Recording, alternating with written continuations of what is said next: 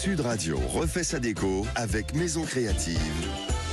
Sandrine Debruyne. Bonjour Sandrine. Bonjour Jean-Marie. Bon, on est loin de l'IA, mais vous l'expliquez, vous savez aussi de l'intelligence artificielle, hein, vous.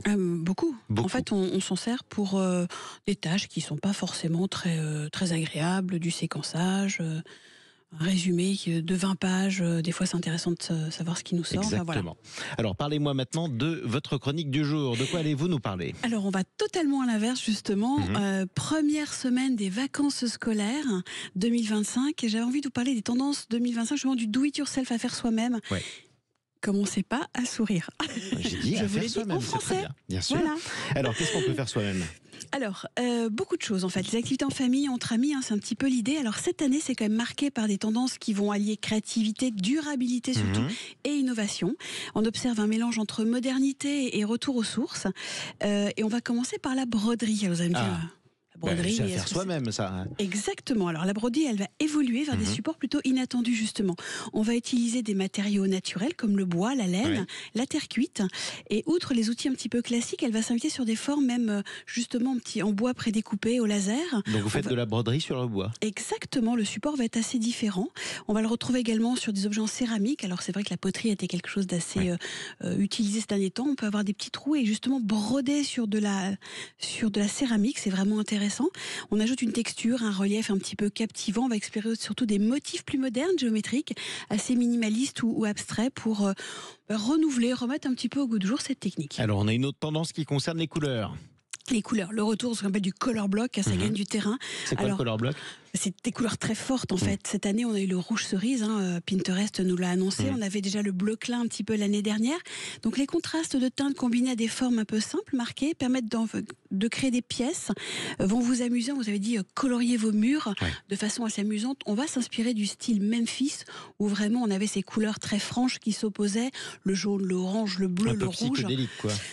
Alors, pas psychédélique. Psychédélique, on va avoir vraiment des formes et des volutes. Là, on va être plutôt sur des traits assez nets, avec du blanc entre. Donc voilà, des petits scotch. Où on va... Du contraste. Du contraste, exactement. C'est une tendance qui va vraiment vous encourager à expérimenter, presque à créer une œuvre d'art.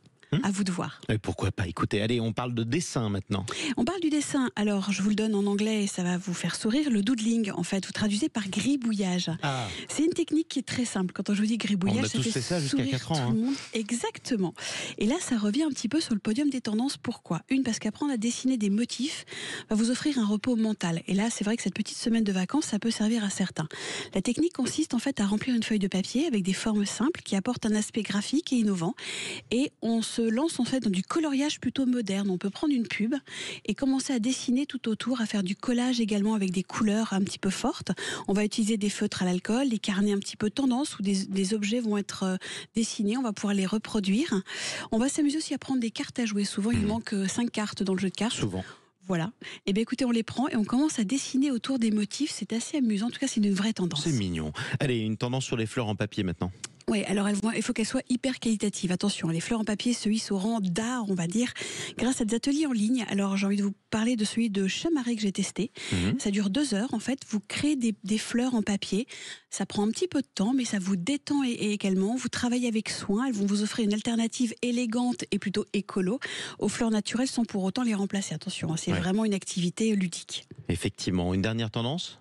J'ai envie de vous parler des tableaux textiles à base de matières naturelles. Alors, à la suite de cette revalorisation justement des techniques artisanales, on s'oppose vraiment à l'IA. On a connu le macramé, on a connu le punch needle, le tufting. L'idée, c'est qu'on mélange un petit peu tout ça.